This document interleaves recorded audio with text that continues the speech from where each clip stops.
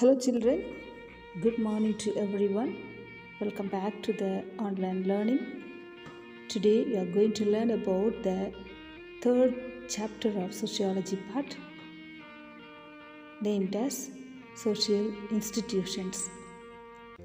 Through this chapter, you may learn about the meaning of social institutions, nature of social institution and its importance, the relationship between human beings and social institutions, role and functions of social institutions.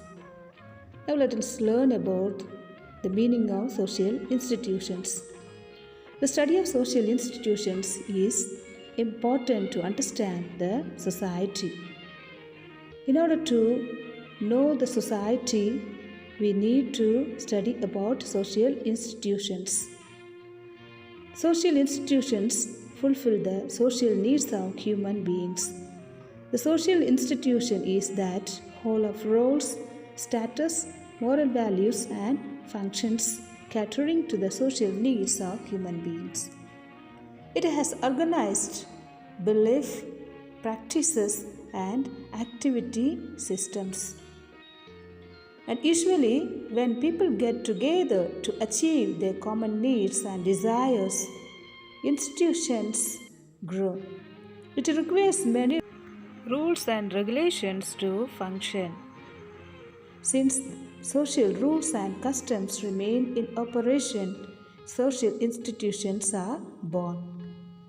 According to Summer and Keller, like living beings that have organs and cells, societies also have customs and institutions. Summer also says a social institution is a permanent structure that fulfills the desires of human beings. And according to Massivo and Page, social institutions are the structure devised to fulfill the desires of a particular social group. And some of the examples for social institutions are state, family, marriage, court of law. So, social institutions are those socially approved social structure that are devised to fulfill the desires of human beings. Now let's learn about the features of social institutions. Features of social institutions are universal. Social institutions have rules. Social institutions fulfill the basic needs. Written or unwritten rules and regulations. Interconnected relationship. Now let's learn one by one. The first one is universal. Social institutions are found in all societies. They are as old as human civilization. Irrespective of time and space, social institutions are present in all human societies. Family, marriage, school have been part of these human societies with necessary changes. And the second one is social institutions have rules. The rules of the social institutions regulate the behavior of the members. And the members who violate the rules are prohibited from the participation. Social institutions direct their members to perform roles as per the rules strictly. In families, the role of elders and younger ones are fixed as per the rules framed by the individual families.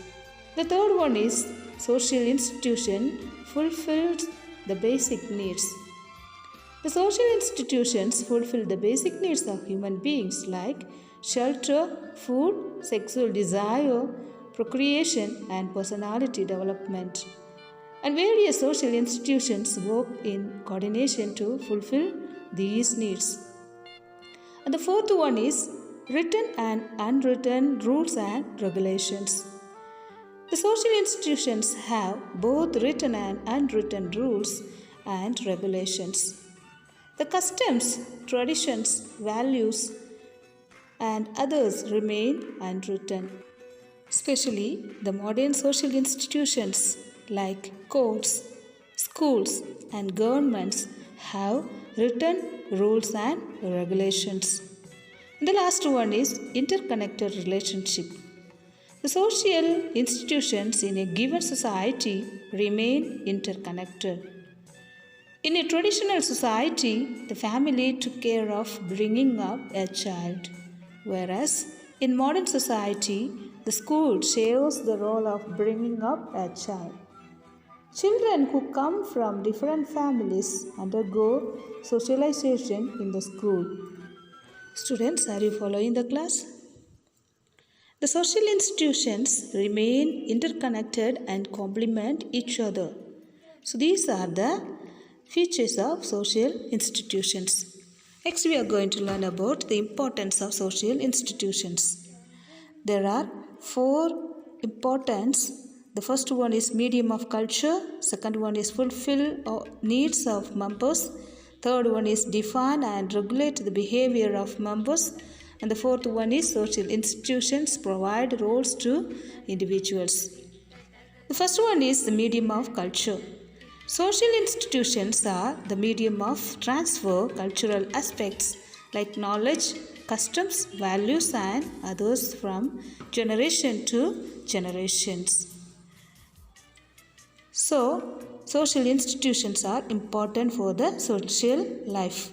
The second one is fulfill the needs of the members.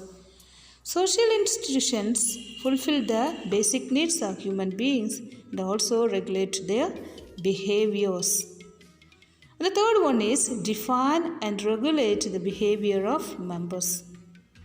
The social institutions prescribe and define good and bad behaviors. Schools define a way of dressing and other behaviors. The school corrects our bad behavior by various means like punishment, reprimands, and rustication. What do you mean by reprimands and rustication? Reprimands means speak severely to someone because they have done something wrong. And rustication means having to do with life in the country. If the desired correction is not achieved, then the school resorts to legal course of action. Like this, social institutions thrive to regulate the human behaviors. And the fourth one is social institutions provide roles to the individuals. The social institutions assign role to their members based on their age and other yardsticks. Family assigns relationships based on the age. Similarly, social institutions assign role to members by defining their relationships. The next one we are going to learn about is the functions and the role of social institutions. Every society has its own social institutions.